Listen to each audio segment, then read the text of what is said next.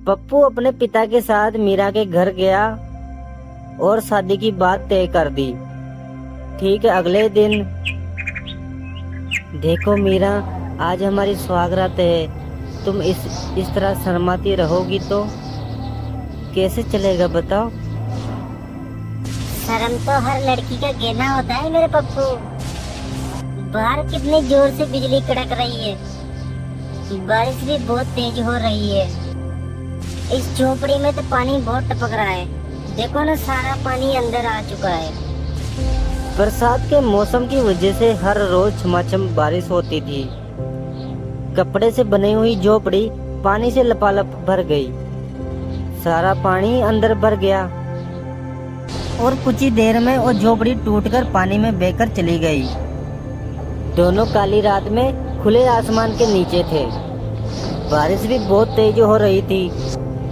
अरे पापा कहाँ चले गए? कहीं बारिश में बह तो नहीं गए? तभी उनके पिता भाग के उनके पास आया और बोला, अरे बेटा पप्पू, हमारी झोपड़ी कहाँ गई?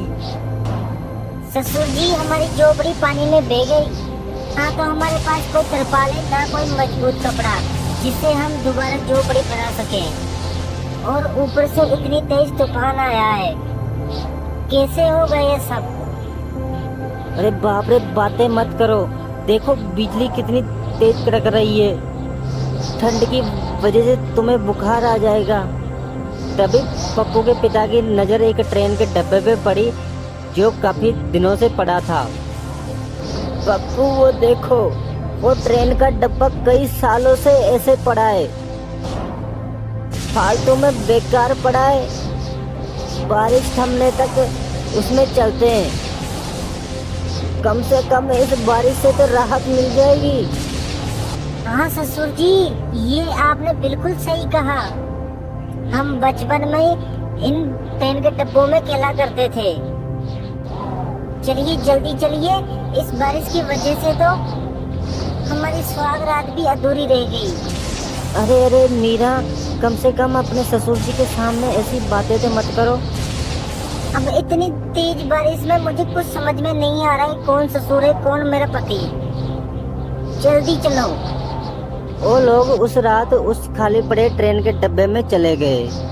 वहाँ पर थोड़ी राहत मिली क्योंकि लोहे का पूरा डब्बा था जिससे पानी अंदर आने का सवाल ही पैदा नहीं होता। तुम लोगों ने अपना सामान तो उठा लिया था ना? हाँ पापा, हम सारा सामान ले आए हैं। आप चिंता मत करो, आपका सामान भी हम उठा लाए हैं। और झोपड़ी हमारी बह गई, बाकी सामान हमने बचा लिया था।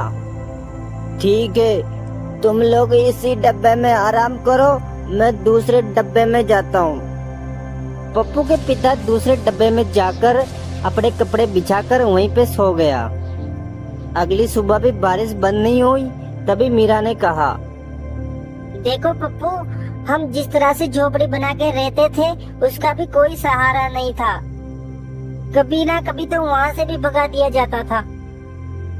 जिस तरह से हम इस ट्रेन के डब्बे में रह रहे हैं, इसको भी हम बहुत अच्छा आशियाना बना सकते हैं। हम लोग मिलकर इसको बहुत अच्छा सजाते हैं। क्यों ससुर जी, मैंने ठीक कहा ना? हाँ बेटा, तुमने बात तो सही कही है। कुत्ता भी जहाँ बैठता है उतनी जगह साफ करके ही बैठता है।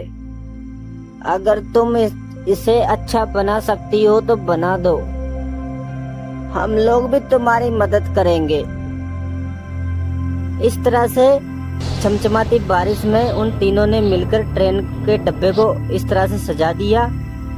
वो किसी आलीशान घर से कम नहीं लग रहा था, लेकिन वो लोग उस डब्बे में हमेशा तो रह नहीं सकते थे। इसीलिए मीरा ने कहा, अब हम लोगों को रहने में कोई परेशानी नहीं है, लेकिन सरकार कभी ना कभी तो हम लोगों को यहाँ से भगा ही देगी। अब थोड़ा बड़ा सोचना पड़ेगा और हमें भीख मांगनी बंद करनी पड़ेगी। मिलकर हम लोग कोई मेहनत मजदूरी करते हैं और छोटी सी जगह लेकर हम खुद का आशियाना बनाते हैं। हम लोग कब तक इधर उधर भटकते रहेंगे?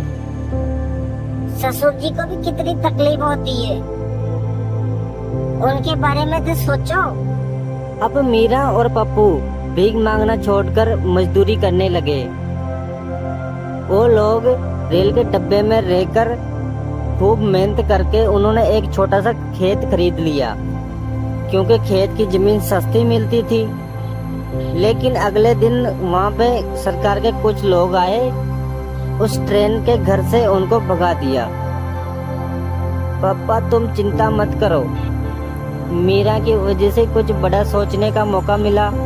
ट्रेन का घर तो हमारा घर नहीं रहा, लेकिन जो खेत हमने खरीदा था वहाँ पर झोपड़ी बना के रहते हैं और धीरे धीरे पैसे कमाकर वहाँ पे घर भी बना लेंगे। पप्पू ने उसी खेत में झोपड़ी बना ली और वहीं रहने लगे। फिर 6 महीने काम कर उन्होंने अपना भी एक छोटा सा घर बना लिया। अपना घर बनाने के बाद पप्पू वही झुग्गी झोपड़ी वाले बस्ती में आया और सभी को सीख दी कि हमेशा भीख नहीं मांगनी। मैं भी तुम लोगों की तरह भिखारी था। तुम सब लोगों ने हमारी शादी में प्लास्टिक के ड्रम बजा के हमारी शादी करवाई थी। मेरा भी फर्ज बनता है ना, मैं तुम लोगों को अच्छी सीख दूं और तुम लोग भी मेरे साथ मजदूरी करने चलोगे। सब लोग अपना अपना घर बनाओ। तुम लोग कब तक इधर उधर भटकते रहोगे भाई? और इस तरह धीरे धीरे उन सभी भिखारियों की जिंदगी भी बदल गई। और आप भी वीडियो आपको पसंद आई तो लाइक करें और हमारे चैनल को सब्सक्राइब करें, ताकि अगली वीडियो की नोटिफिकेशन आप तक पहुंच सके। धन्यवाद।